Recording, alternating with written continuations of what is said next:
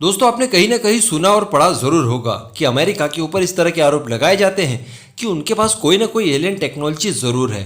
और इस बात में कहीं ना कहीं संदेह पैदा करता है पिछले 100 सालों में हुआ अमेरिका के अंदर डेवलपमेंट। जी हाँ, टेक्नोलॉजी वाइज अमेरिका ने पिछले 100 सालों में जितनी तरक्की की है उससे पहले इसकी कल्पना करना भी बेवकूफ़ी माना जाता था। लेकिन फिर भी अमेरिका ने ऐसी ऐसी टेक्नोलॉजीज का निजात किया और दुनिया के सामने इंट्रोड्यूस की जो कि किसी भी तरह संभव लगती ही नहीं थी। अब दोस्तों, ऐसा ही एक खुफिया हथियार अमेरिका की वायुसेना में काफ़ी सालों से है। जी हाँ, काफ़ी सालों से है, लेकिन उसकी जानकारी किसी को नहीं थी। अटकलें ज़रूर लगाई जा रही थी।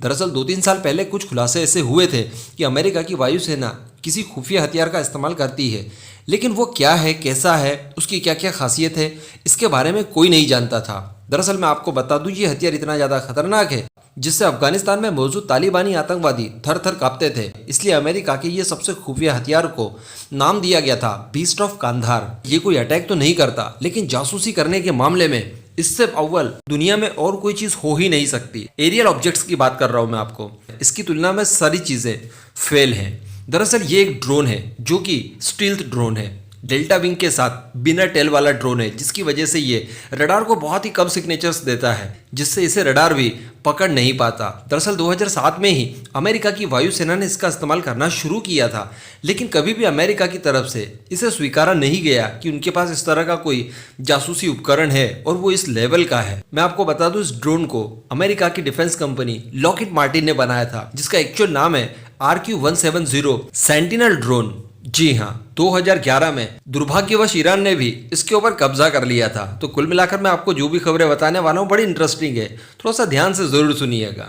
दरअसल अमेरिकी सेना द्वारा पहली बार RQ-70 सेंटिनल ड्रोन का तैनाती की सच्चाई को कबूल किया है। इस ड्रोन को अमेरिकी हथियार निर्माता कंपनी लॉकहीड मार्टिन ने बनाया। ये एक मानव रहित स्टील्थ ड्रोन है जिसे UAV कहते हैं। अफगानिस्तान के अंदर अमेरिका की सेना ने इस घातक ड्रोन से मिली खुफिया जानकारियों के जरिए तालिबान के ठिकानों पर इतने बम दागे जिससे कि इस ड्रोन का नाम द बीस्ट ऑफ कांधार हो गया।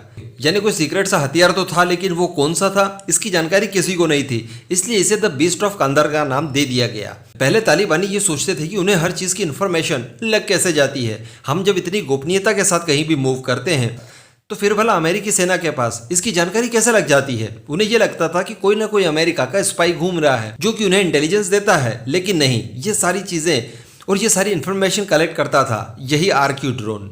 वैसे तो लॉकहीड मार्टिन के द्वारा बनाया गया इस ड्रोन की जानकारी पब्लिक डोमेन में बहुत ही कम है, लेकिन इसने अपनी पहली उड़ान 2007 में भरी थी। यानी ये टेक्नोलॉजी अमेरिका ने 2007 में ही निजात कर ली थी और इसका इस्तेमाल करना शुरू भी कर दिया था। हालांकि बहुत ज़्यादा सुर्खियों में ये 2-3 सालों पहले ही आया। एयरफोर्स टेक्नोलॉजी के अनुसार अमेरिकी वायुसेना की सबसे गोपनीय हथियारों में इसे शामिल किया गया है। ये ड्रोन डेल्टा विंग आकार में बनाया गया है, जिसके आगे एक नुकीला सिरा होता है और इसके पीछे कोई भी टेल नहीं होती।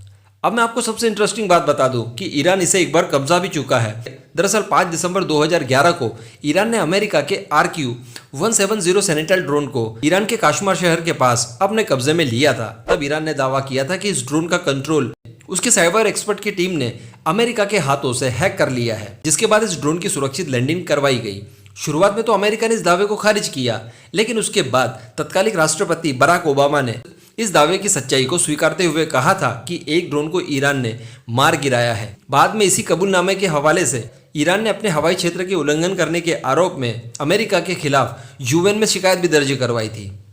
कुल मिलाकर ये ड्रोन बहुत ज़्यादा शक्तिशाली है और हर एयरफोर्स के पास इस तरह का ड्रोन होना ही चाहिए। यानी हमारे सिर के ऊपर से भी अगर ये कभी उड़ के गया हो, यानी जासूसी करने के लिए ये कभी भारत आया हो और हमारे सिर के ऊपर से उड़ के गया हो, तो हमें पता ही नहीं चला और ना ही भारतीय रडार सिस्टम को अभी तक पता चला कि इस तरह का कोई ड्रोन कभी भारत के एयर स्पेस में घुसा भी था और जासूसी करके सकुशल वापस भी लौट गया।